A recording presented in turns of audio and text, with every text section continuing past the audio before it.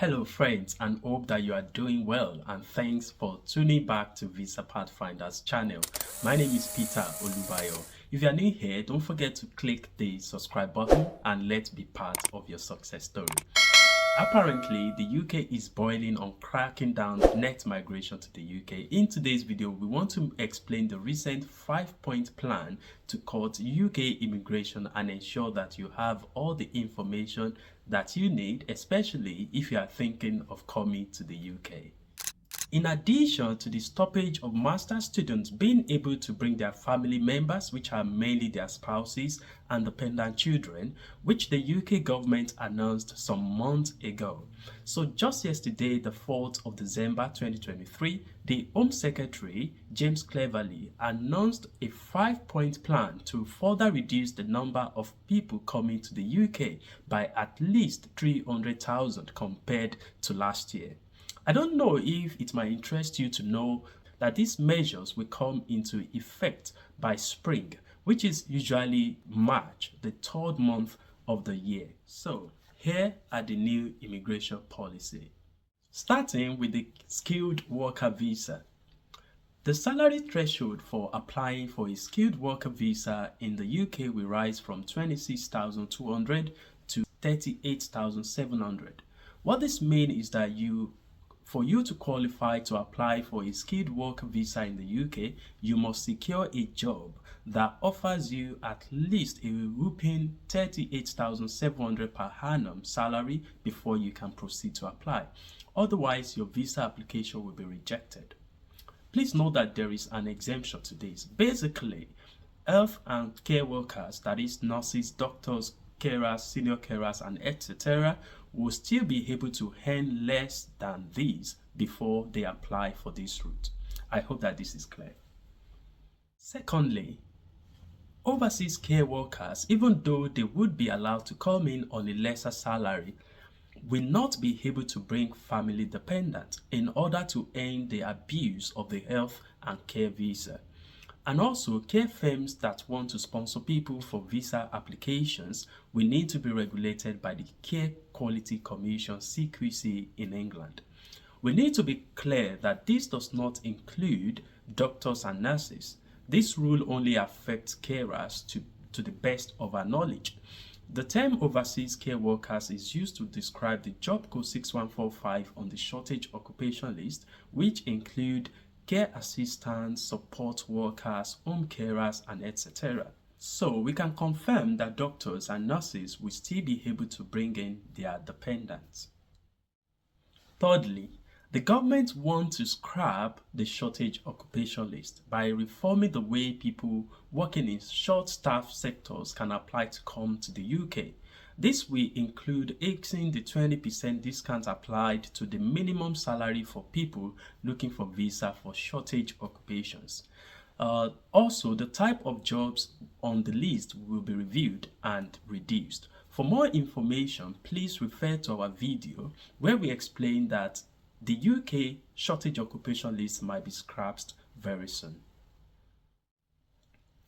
Fourthly, the government, in a bid to ensure that dependents coming to the UK are not just stretching the public service without contributing significantly to the economy, the minimum threshold for a family visa will also be raised to the same 38,700 to ensure that people only bring dependents whom they can support financially.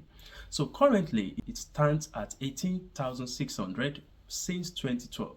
So please don't mistake this to mean that skilled workers cannot bring their dependents. Oh no, that's not what it is. Family visa allows British citizens and people of settled status like ILR to bring a family member to the UK for more than 6 months. So any eligible skilled worker will still be able to bring their family or dependents, as they must earn at least 38,700 to qualify for the skilled work visa in the first place. Okay. Lastly, let's talk about the changes to the student visa. So following the tightening of who can bring family members on student visa earlier this year, the government will also go back to the Migration Advisory Committee to review the graduate route. again, to prevent the abuse and protect the integrity and quality of UK higher education. This means that on the advice of the MAC Migration Advisory Committee, the post-study visa, which allows international graduates to live in the UK for 2 years after their study before securing a skilled work visa, also might be stopped. Wow, that's very sad. Because this is something you want to move to a country where you know that. So a lot of international students really want to put into practice what they've learned in the university. So if you cannot do that, then I think to some extent reduce the number of international students that will come to the UK eventually, which is what the government really wants. So they want people to come in, study, and probably go back to their own country. So guys, let us know what you think about these changes in the comment box. But as someone living in the UK myself, I would advise that you consider all options very well before coming to study in the UK at all. Even skilled laborers might need to consider other countries, as there are not so much jobs that start international people on that minimum salary threshold of 38,700, so you don't waste your time looking for such jobs. And even if you want to come and study at all, you should be looking at a job that would either two ways, either get you to start to get a job that can offer you a minimum of 38,700. So you need to be sure about that before you get that study, except you actually plan to go back to your home country.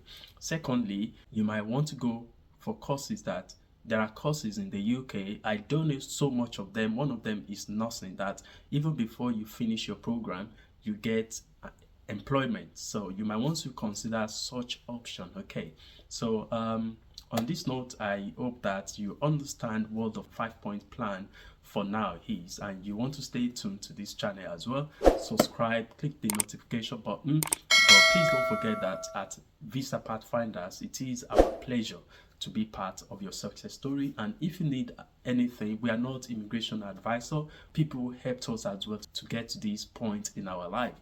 So we want to also be as helpful as possible, as supportive as possible to people. So if you need guidance, advice on anything based on our experience, we might be able to just lead you to maybe something you need to be considering and all that. So thank you for watching up to this point, and I wish you all the best in your future endeavor. Bye.